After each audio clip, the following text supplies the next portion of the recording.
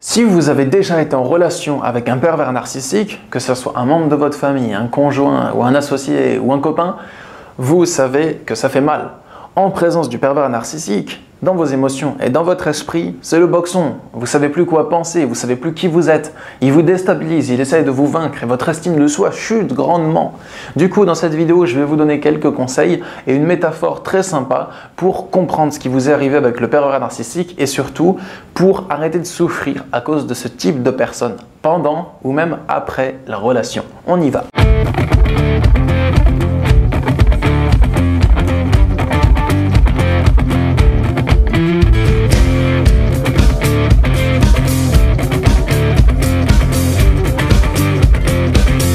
Bonjour les amis, ici Stan Carré, sophrologue et coach en développement personnel. Dans cette vidéo, vous l'avez compris, je vais vous expliquer comment arrêter de souffrir en rapport avec le pervers narcissique.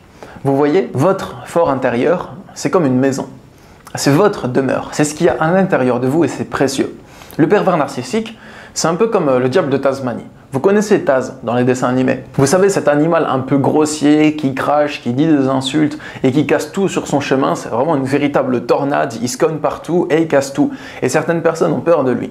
Le pervers narcissique, vous pouvez le prendre un peu comme Taz, pour une métaphore. Si vous le laissez entrer à l'intérieur de votre maison, à l'intérieur de votre jardin secret, de vos émotions, de vos pensées, si vous lui ouvrez la porte de ça, il va rentrer dedans. Il va essayer de tout casser, de prendre le contrôle de ce qu'il y a à l'intérieur de vous. C'est un peu comme s'il s'infiltrait dans votre organisme et dès qu'il est dans votre organisme, il essaie de prendre le plus de place possible. Si vous lui laissez ne serait-ce qu'une petite ouverture, il va passer par-dessous la porte et il va rentrer et prendre toute la place à l'intérieur et tout casser ce qu'il y a en vous. Et ça fait du mal. Le seul remède, le remède le plus efficace pour qu'il n'y ait aucun dégât en vous, c'est de ne pas le laisser pénétrer dans votre maison, de ne pas lui confier tous vos sentiments, de lui confier toutes vos émotions, de ne pas croire tout ce qu'il vous dit, ni accorder autorité à tous ses dires. Mais je ne vais pas vous laisser avec ça, parce que probablement que vous avez déjà laissé un pervers narcissique rentrer en vous et tout casser. Le plus important à comprendre par rapport à cette métaphore, c'est que c'est vous qui l'avez laissé rentrer en vous. Et que par rapport au prochain pervers narcissique que vous allez croiser, ne les laissez plus rentrer en vous et faire ce qu'ils veulent de vous. À ce moment-là, vous aurez beaucoup moins de colère.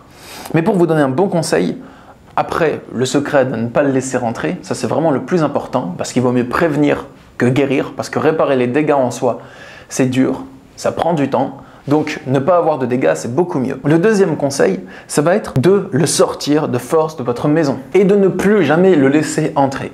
S'il y a un pervers narcissique qui est rentré dans votre vie et qui essaye de prendre beaucoup de place, vous pouvez le virer totalement de votre vie de manière définitive.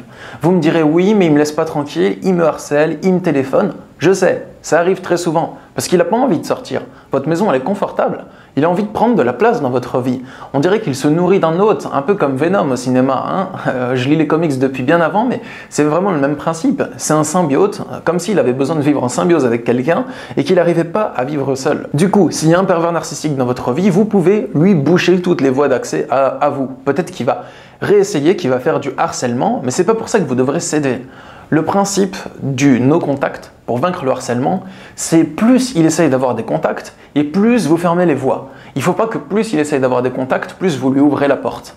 C'est plus il essaye d'avoir des contacts et plus vous vous renforcez intérieurement et vous lui dites non, non, non de manière catégorique. Et ensuite, prenez un moment pour réparer tout ce qu'il a cassé dans votre maison, pour réparer la confiance en soi, l'estime de soi, l'affirmation de soi, pour réparer la vie que vous avez sur vous, les projets que vous avez par rapport à l'avenir et la confiance en vos capacités pour mener à bien vos projets. Troisièmement, avec l'expérience de vie, vous allez les sentir, les pervers narcissiques, parce qu'ils ont quand même une énergie particulière. Quand vous êtes en présence d'eux, c'est comme si vous sentiez votre énergie qui coule vers eux, un peu. Donc cette énergie, il faut la garder en vous.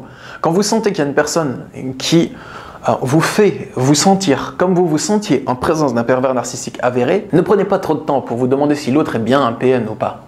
Dites-vous, je me sens mal en présence de cette personne, je vais mettre quand même mes distances. Et restez sur vos gardes.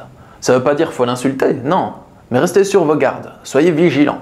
Seul le temps et l'expérience vous dira si l'autre est un PN ou pas. Donc fiez-vous à vos ressentis, ils sont importants, écoutez-les, soyez à l'écoute de vos ressentis. Ils ne parlent pas pour dire de la merde, ils parlent pour vous avertir de quelque chose.